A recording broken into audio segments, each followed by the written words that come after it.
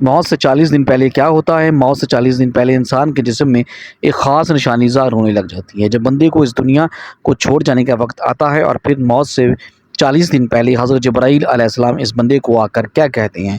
بسم اللہ الرحمن الرحیم۔ السلام علیکم ناظرین، تمام تعریفیں اللہ تبارک تعالیٰ کے لیے ہے جو بڑا مہربان اور نہایت رحم کرنے والا ہے۔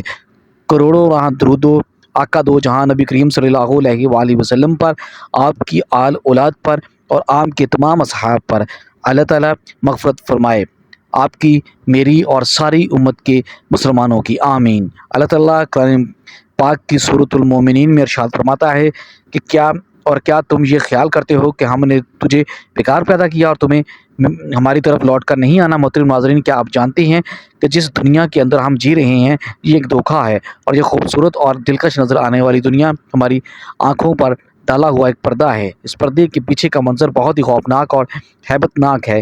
جب انسان مر جاتا ہے تو اس وقت انسان کی آنکھوں سے یہ پردہ ہٹ جاتا ہے۔ تب مرنے والا انسان ایک نئی دنیا کو دیکھتا ہے جو اس کی حقیقی اور اصل دنیا ہوتی ہے۔ اس بات کے اندر کوئی شک نہیں کہ ہر انسان کو ایک خوبصورت نظر آنے والی دنیا کو چھوڑ کر اپنی حقیقی دنیا کی طرف ضرور جانا ہے۔ اس دنیا میں داخل ہونے کے بعد کبھی بھی انسان اس دنیا میں لوٹ کر نہیں آئے گا۔ محترم ناظرین، کیا آپ جانتے ہیں کہ جب انسان کی موت کا وقت قریب آ جاتا ہے تو مرنے سے 40 دن پہلے انسان کے ساتھ کیا ہوتا ہے؟ مرنے سے 40 دن پہلے فرشتے اس مرنے والے انسان کے بارے میں کیا کہتے ہیں؟ اور آسمان پر انسان کی موت کا فیصلہ کس طرح کیا جاتا ہے؟ اور روح نکالنے والے فرشتے آ کر کیا کہتے ہیں؟ ان تمام تر سوالات کے جوابات قرآن و حدیث کی روشنی میں آپ کو بتائیں گے آج کی اس ویڈیو میں، لہٰذا آپ سے گزارش ہے کہ ویڈیو کو اینڈ تک ضرور دیکھیے گا۔ محترم ناظرین، اللہ تبارک تعالیٰ نے قرآن پاک میں انسانوں کی تخلیق کا مقصد بیان فرما دیا کہ ہم نے انسان کو صرف اور صرف اپنی عبادت کے لیے پیدا کیا ہے، اور ساتھ ہی اللہ تبارک تعالیٰ نے انسان کی موت کی گھنٹی بجا دی ہے کہ ہر انسان کو مرنے کے بعد ہماری طرف لوٹنا ہے اور اپنے اعمال کا بدلہ لینا ہے۔ محترم ناظرین، اللہ تبارک تعالیٰ کے عرش کے نیچے ایک درخت ہے جس کا نام شجر المنتہا یا سدرۃ المنتہا ہے۔ یہ درخت کتنا بڑا ہے اس کا اندازہ اس بات سے بخوبی لیا جا سکتا ہے کہ اللہ تبارک تعالیٰ نے اس کائنات کے اندر انسانوں اور انسان کے علاوہ جتنی بھی مخلوقات کو پیدا کیا ہے، ان کی تعداد کے برابر اور ان کی گنتی کے برابر اس درخت کے پتے ہیں، اور ہر پتے پر ہر ایک انسان اور جاندار کا نام تحریر ہے۔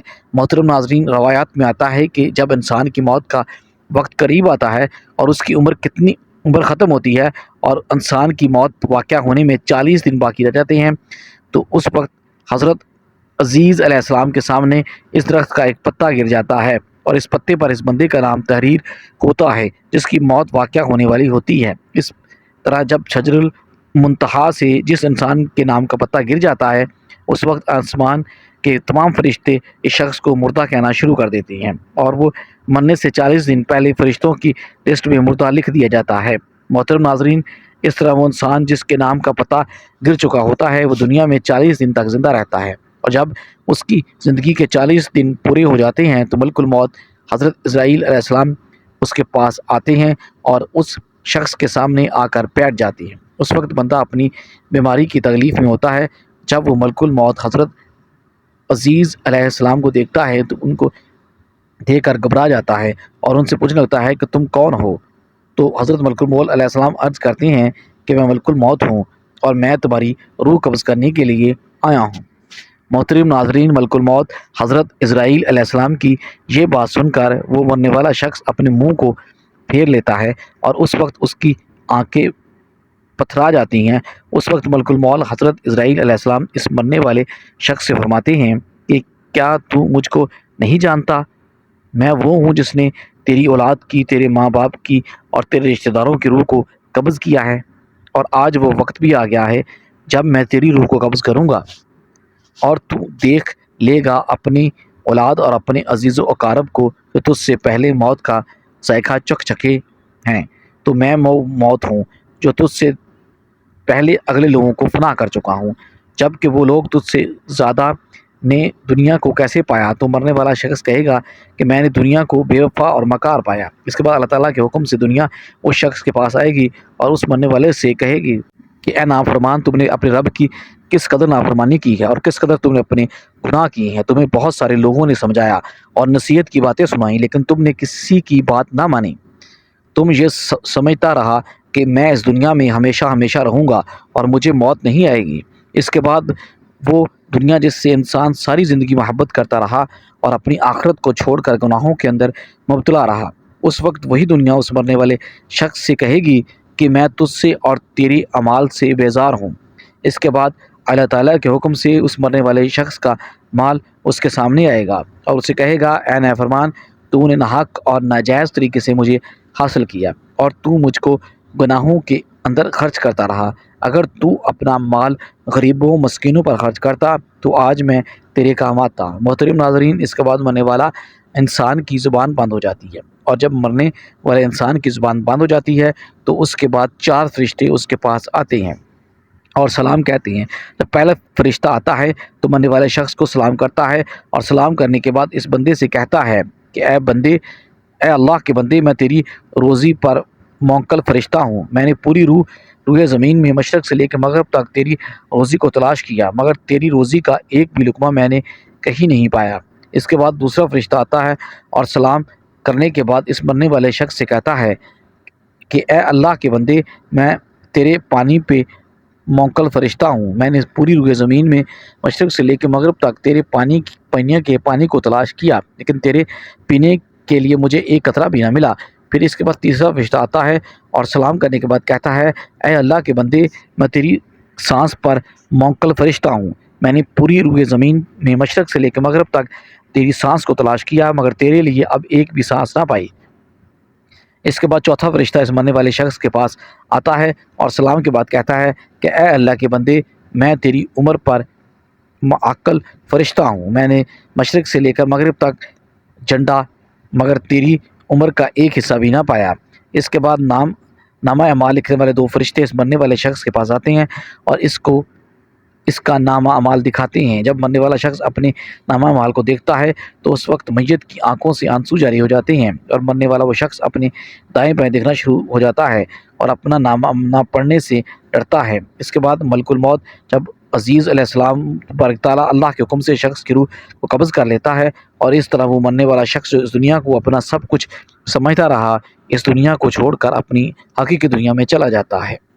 تو وہ مرنے والا شخص نیک ہوتا ہے تو اس کی قبر کو جنت کے باغوں میں سے ایک باغ بنا دیا جاتا ہے، اور اگر وہ مرنے والا شخص برے اعمال کا مالک ہوتا ہے تو اس کی قبر کو جہنم کا گڑھا بنا دیا جاتا ہے۔ محترم ناظرین، حضرت علی رضی اللہ تعالی عنہ کی بارگاہ میں ایک شخص حاضر ہوا اور دست ادب کو جوڑ کے عرض کرنے لگا، یا علی علیہ السلام، میرا ایک دوست تھا جس کا آج انتقال ہو گیا، لیکن وہ کافی دنوں سے ایسی باتیں کرتا ہے جس سے ہمیں یہ معلوم ہوتا ہے کہ شاید یہ مرنے والا ہے۔ کیا موت سے پہلے انسان کو پتہ چلتا ہے کہ انسان مرنے والا ہے؟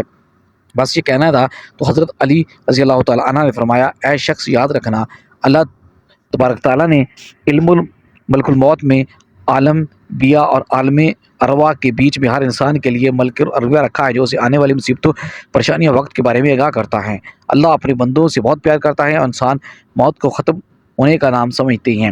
اصل میں موت ایک زندگی کی طرف انسان کو لے جانے کا نام ہے، موت ختم ہونے کا نام نہیں۔ تب ہی اللہ تبارک تعالیٰ اپنے بندوں سے موت کا ڈر ختم کرنے کے لیے اسے الہامی خواب دکھاتا ہے، تاکہ مرنے والا انسان موت کو نئی زندگی سمجھے اور مرنے سے پہلے اپنی اصلاح میں لگ جائے، اپنے آپ کو بہتر بنانے کی کوشش کرے، اپنے گناہوں کی معافی مانگ لے۔ جس طرح وہ کبھی کسی سفر کو کرتا ہے تو اس کی تیاری کرتا ہے، سفر کا سامان اکٹھا کرتا ہے، ویسے ہی اپنے برزخ کا سامان اکٹھا کر لے۔ تو وہ کہنے لگا، یا علی رضی اللہ تعالیٰ عنہ، اس خواب میں کیا مناظر نظر آتے ہیں؟ بات جب تک پہنچی تو حضرت علی رضی اللہ تعالیٰ عنہ نے فرمایا، اس منظر میں، اس خواب میں یہ نظر آتا ہے کہ انسان سفر کر رہا ہے، اس کا لباس سفید ہے اور وہ سفر میں وہ جو انسان ہے اس کے ساتھ رہتے ہیں لیکن آج مر چکے ہیں، اور وہ اسے نظر آتے ہیں اور یہ کہتے ہیں کہ تمہارا سفر ختم ہونے والا ہے۔ جب انسان ان لوگوں کو دیکھتا ہے جو اس کے ساتھ ساتھ پہلے رہتے تھے اور وہ مرنے کے بعد بھی ختم نہیں ہوئے، تو انسان مطمئن ہونے لگتا ہے کہ اس کو موت سے ڈر نہیں لگتا۔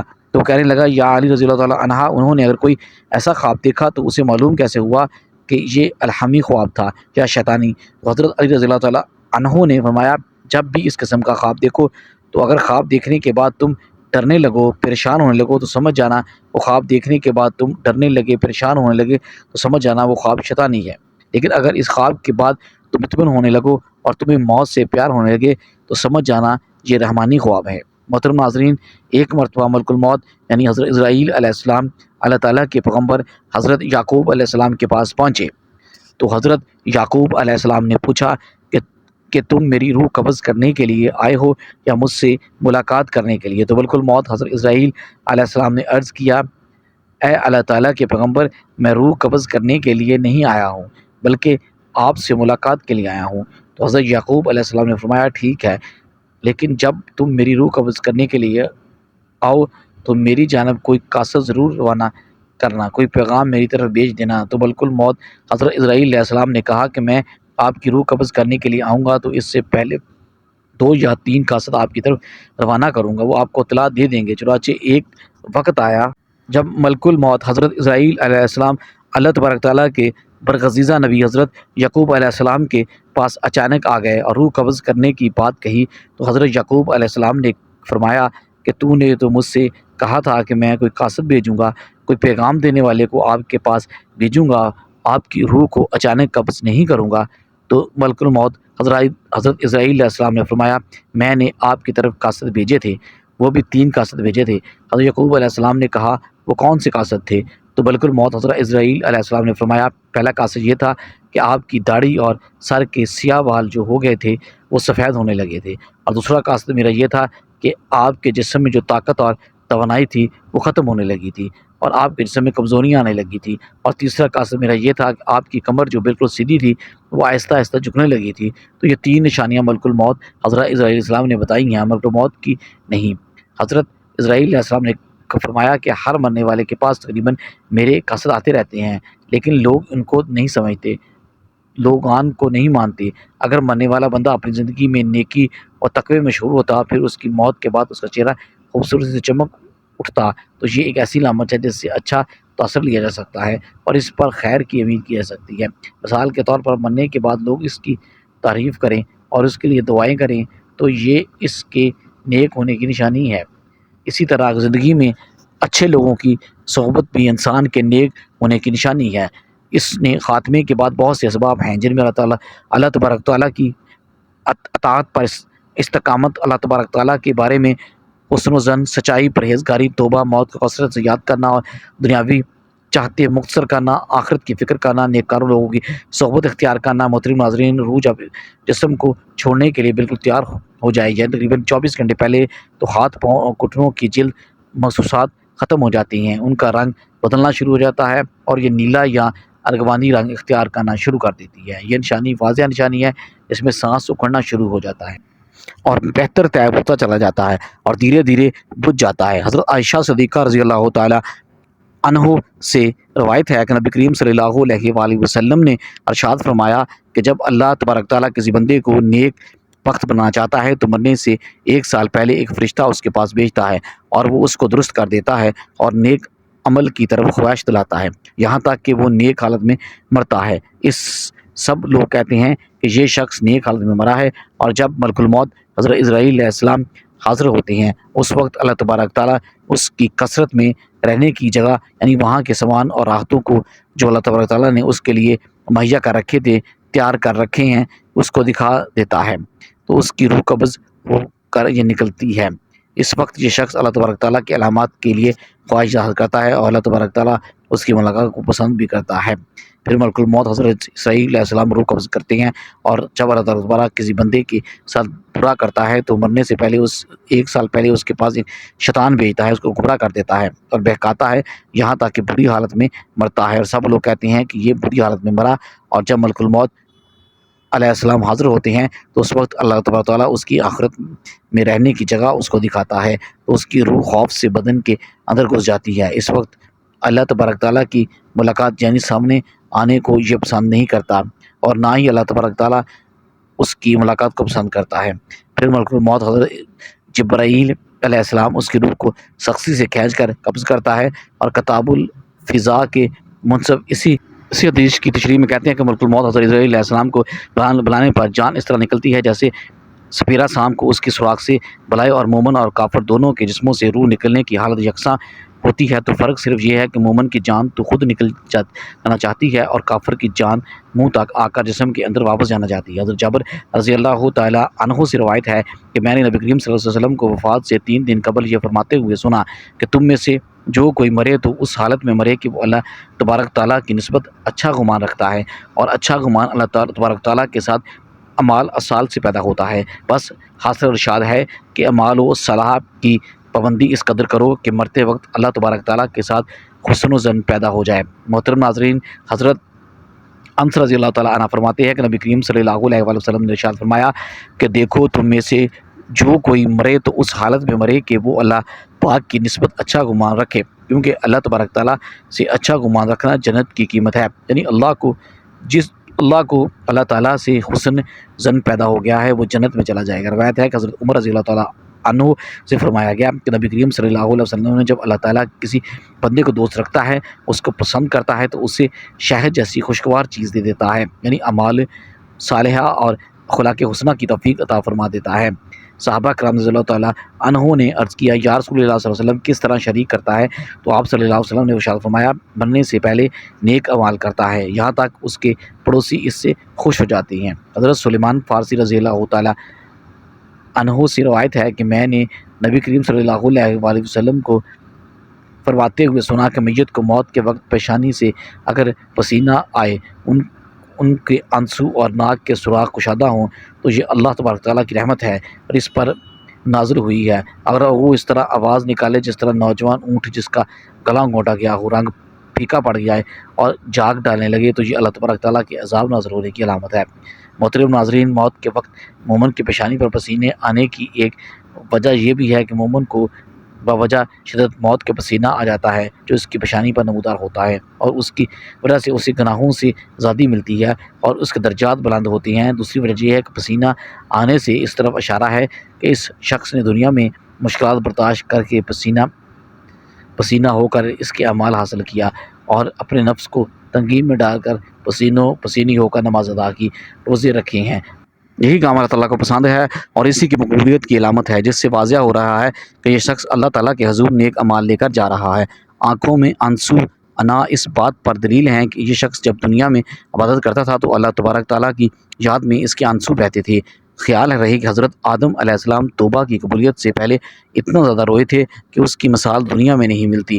تفسیر عزیزی میں ہے کہ حضرت جبرائیل علیہ السلام کو بھی ان پر رونا آ گیا تھا اور انہوں نے بارگاہ الہی میں حضرت آدم علیہ السلام کی سفارش کی اور شفاعت کی، تب رحمت الہی نے ان کی دستگیر کی اور ان کو رحمت العالمین محمد صلی اللہ علیہ وآلہ وسلم کا نام یاد دلایا اور اس نام گرامی کے طفیل توبہ قبول ہوئی۔ تیسری نشانی موت کے وقت نتنے پھیل جاتے ہیں، کیونکہ اللہ تعالیٰ کے خشیت و خوف سے رونے کی وجہ سے ناک سے سانس کی آواز نکلنے کی وجہ سے اور اس کے نتنے پھولتے ہیں۔ یہی صورت موت کے وقت بھی ہوگی۔ کافروں کی تینوں علامتیں جنہیں آواز نکالنا جیسے اونٹ کا گلا دبانا جائے اور آواز نکلنا، رنگ پھیکا پڑ جانا، منہ سے جاگ نکالنا، اسرائیل کی خوفناک شکل دیکھ کر اس کے روک اور ڈر کی وجہ سے ہو تو اللہ تعالیٰ کا عذاب ہے۔ محترم ناظرین، رابعہ بن انس رحمۃ اللہ علیہ سے کسی نے پوچھا کہ ملک الموت تنہا ہی سب کی روح قبض کرتا ہے یا ان کے ساتھ اور فرشتے بھی اس کام میں شریک ہوتے ہیں؟ تو فرمایا کہ روح قبض کرنے کا